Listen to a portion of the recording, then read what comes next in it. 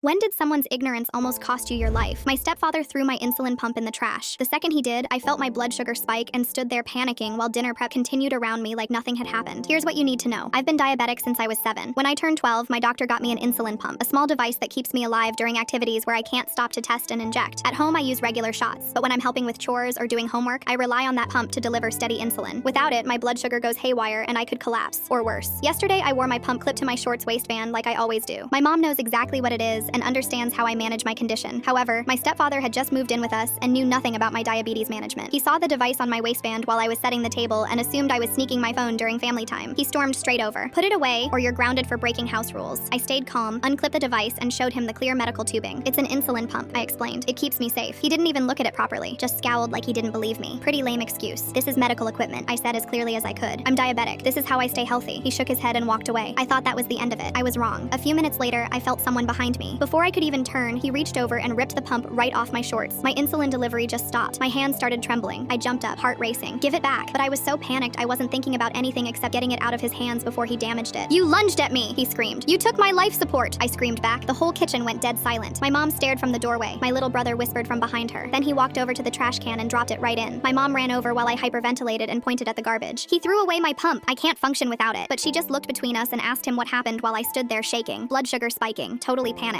I finally helped myself fish the device out of the trash. My hands were still trembling when my mom said they'd handle it properly. I thought that meant him, not me. Then she grounded me for 2 weeks for disrespecting my stepfather in his own home. I just stood there stunned. Later that night, I called my dad and told him everything. He didn't say a word at first. Then he stood up, grabbed his phone, and said, "I'm calling your mother. I'm not letting them punish my daughter because someone doesn't understand the difference between a phone and medical equipment that keeps her alive." My dad threatened to take it to family court if they didn't lift my punishment. My mom said my stepfather would apologize while she reduced my grounding, but the punishment stayed. My mom told me I could reduce it to 1 week if I wrote an apology letter to my stepfather, so I wrote it. I did it because I wanted peace in the house, but I didn't mean a word of it, and I still don't know if I should have stood my ground instead.